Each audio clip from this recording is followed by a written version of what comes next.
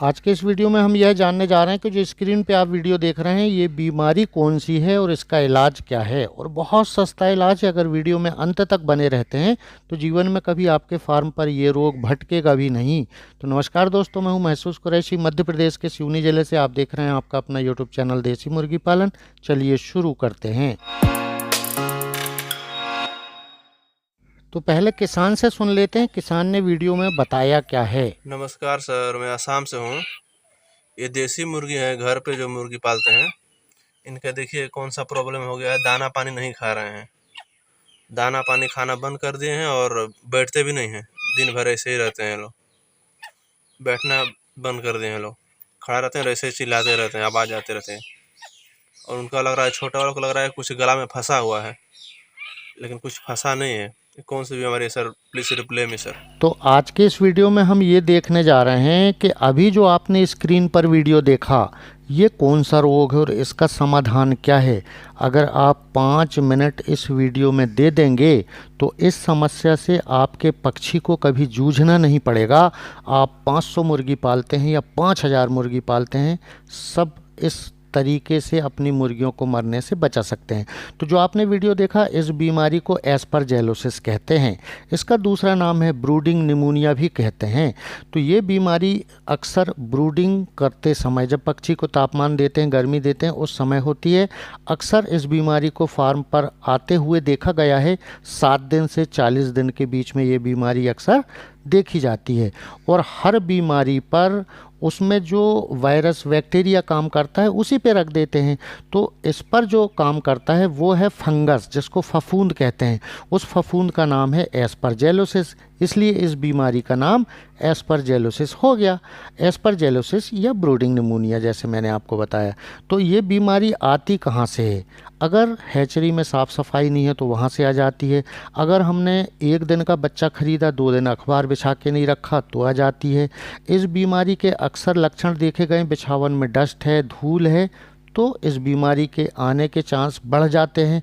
पुराना फीड है या फंगस वाला है तो इस बीमारी के आने के चांस बढ़ जाते हैं, क्योंकि फंगस से ही यह बीमारी हो रही है। फंगस का नाम एस्परजेलोसिस है। तो इस बीमारी में होता क्या है, पहले तो हम जिंदा में पता करें कि होता क्या है। तो सबसे पहले हम ये देखते हैं कि पक्षी बहुत ज़ोर लगा के सांस ले रहा है, जैसे स्क्रीन में आप देख रहे हैं। तो बुखार आता है, बड़ी तेज़ी से बुखार आता है। बुखार आने के कारण पक्षी दाना पानी खाना छोड़ देता है, सांस लेने में तकलीफ़ होती है, ज़ोर लगा के सांस लेता है, हाँफता है, कभी कभी लंगड़ापन भी देखा गया, गर्दन भी घूम जाती है। और एक सिम्टम्स जो अक्सर देखा जाता है कि पक्षी कांपता है। तो जैसे पहला सिम्टम्स की हमने बात की कि बुखार आता है, तो 1 दिन के चिक से 15 दिन तक जो तापमान रहता है मुर्गी के शरीर का वो 39.5 होता है। अगर हम थर्मामीटर से नापेंगे, इससे ज़्यादा उसका टेम्परेचर है तो उसको बुखार है। और बड़ी मुर्गी जो होती हैं 800 ग्राम, 1 किलो, 1.5 किलो, 2 किलो उनका रहता है, उनके शरीर का नॉर्मल टेम्परेचर रहता है 40.6 से 41.7 होता है। इससे ज़्यादा है तो बुखार है, फीवर है। तो इस बीमारी में आप जो लक्षण मैंने बताए ये अगर आप देख लेते हैं तो सबसे पहला काम है आप बिछावन बदल दीजिएगा। और अगर फार्म पे वेंटिलेशन नहीं है तो वेंटिलेशन प्रॉपर होना चाहिए। घर का फीड खिलाते हैं आप, 2, 5, 10 हज़ार मुर्गी पालते हैं तो 100 किलो फीड पर 100 ग्राम टॉक्सिन विंडर नाम का एक पाउडर आता है, वो मिला के 5 दिन ये पाउडर मिला हुआ फीड मुर्गियों को खिलाना है। क्योंकि वो जो टॉक्सिन विंडर पाउडर हम मिला रहे हैं, फंगस हुआ है, एस्परजेलोसिस फंगस को कम करेगा। तो हम फीड में टॉक्सिन विंडर पाउडर मिलाकर मेडिसिन देना स्टार्ट कर दी, उपचार स्टार्ट हो गया। मगर अब हमें पानी में कौन सी मेडिसिन देना है? तो पानी में हमें मेडिसिन देना है 1 लीटर पानी में आधा ग्राम कॉपर सल्फेट, जिसको नीला थोथा कहते हैं। तो ये खाद बीज भंडार में मिलता है, जैसा आप स्क्रीन में देख रहे हैं, ऐसा नीला थोथा होता है।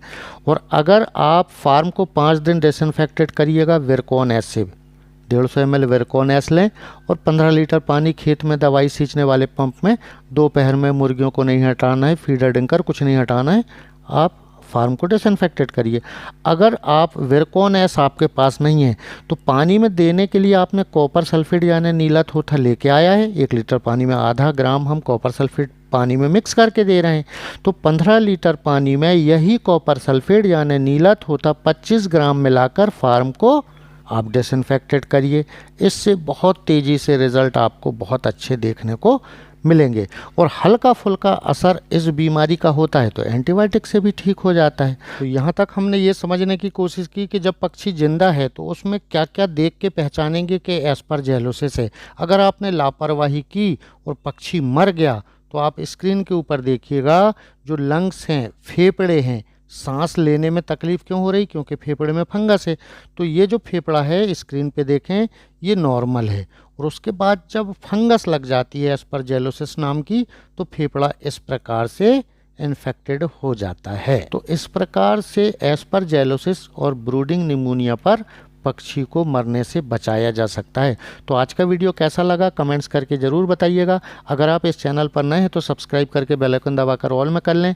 मैं हमेशा बीमार मुर्गियों के इलाज वाले वीडियो बनाया करता हूं। अगली मुलाकात फिर किसी नए टॉपिक के साथ बहुत जल्द होगी। तब तक के लिए नमस्कार, आदाब, जय हिंद, जय भारत।